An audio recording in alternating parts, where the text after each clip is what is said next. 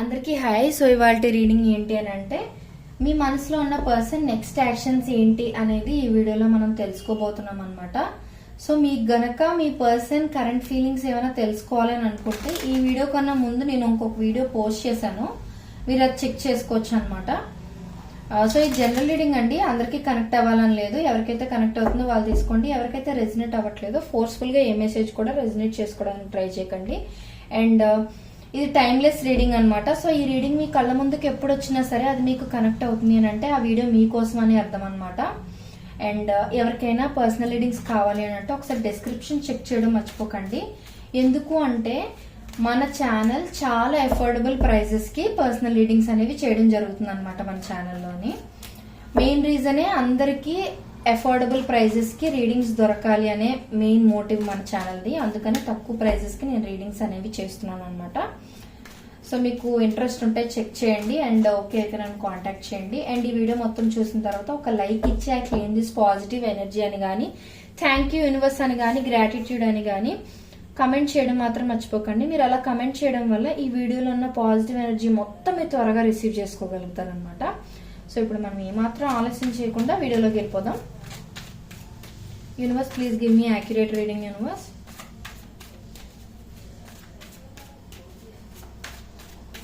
నా కలెక్టివ్ మనసులో ఉన్న పర్సన్ నుంచి నా కలెక్టివ్ కి నెక్స్ట్ యాక్షన్స్ ఏం రాబోతున్నాయి universe? What are the next actions of my collectives person universe? What are the next actions of my collectives person universe?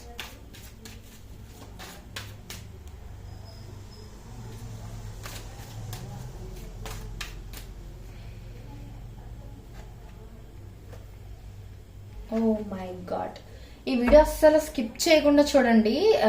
Very very important మెసేజ్లు అయితే ఉన్నాయి. మీరు ఎక్కడైనా స్కిప్ చేశారనుకోండి, అక్కడ మీరు ఏదైనా ఇంపార్టెంట్ మెసేజ్ మిస్ అయ్యే ఛాన్స్ ఉంటుంది కాబట్టి సో దయచేసి స్కిప్ చేయకుండా చూడటానికి ట్రై చేయండి. మీరు కావాలంటే ఇలా షఫల్ చేసిన దగ్గర స్కిప్ చేసుకోవచ్చు. Please clarify king of swords universe, please clarify king of swords.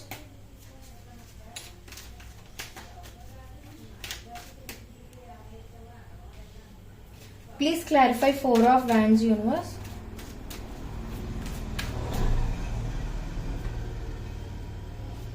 Please clarify the Hanged Man universe.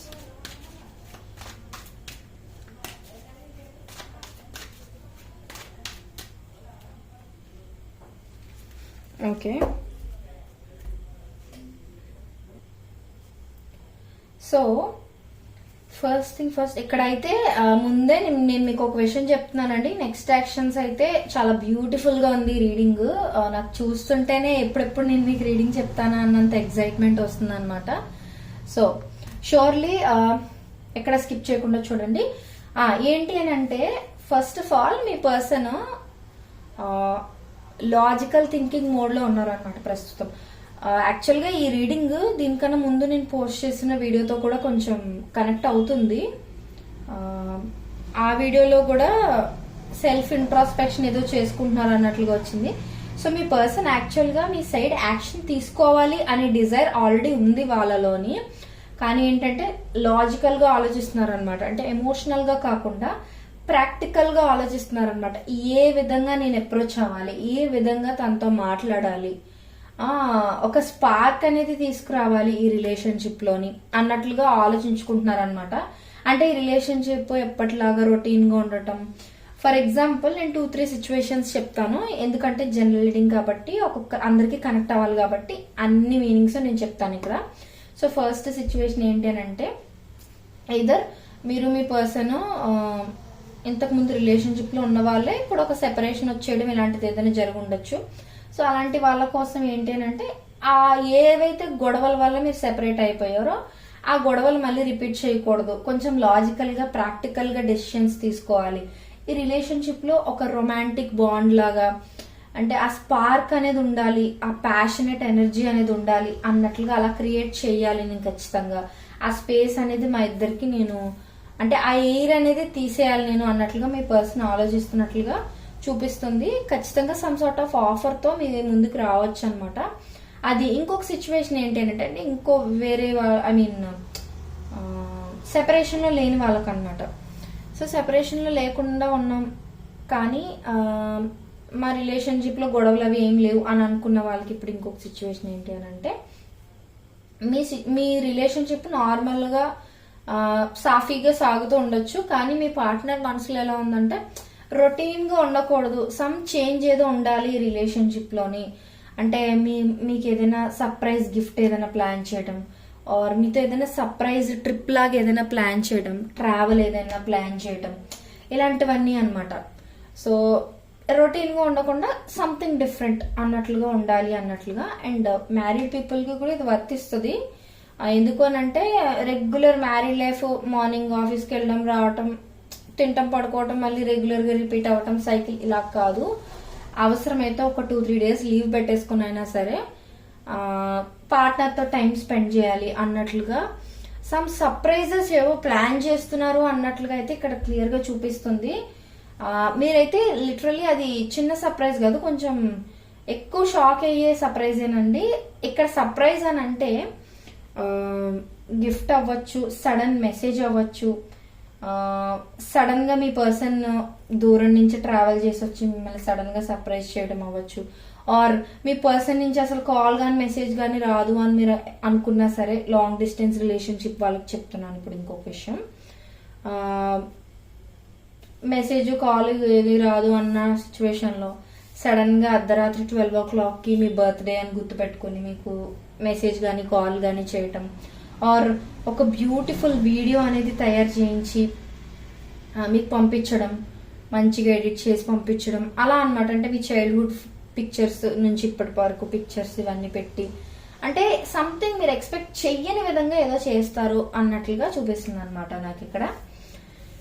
అది నాకు వీలైన సిచ్యువేషన్స్ అయితే నేను మీకు చెప్పానండి. అండ్ కంప్లీట్ గా సెపరేషన్ లో ఉన్న వాళ్ళకైతే మీ పర్సన్ ఖచ్చితంగా కమ్యూనికేట్ చేయాలి అని అనుకుంటున్నారు. ఆ కమ్యూనికేషన్ కూడా ఎలా చేయాలి అని అనుకుంటున్నారంటే, కన్ఫ్యూజన్స్, డిస్ట్రాక్షన్స్ ఇవేమి ఉండకూడదు. డైరెక్ట్ గా ప్రాబ్లం ఏంటి ఎక్కడ మిస్టేక్ జరుగుతుంది ఇవంతా క్లియర్ కట్ గా డిస్కస్ చేసుకోవాలి అన్నట్లుగా మీ పర్సన్ ఆలోచిస్తున్నారు అన్నట్లుగా మనకి ఇక్కడ చూపిస్తుంది అనమాట.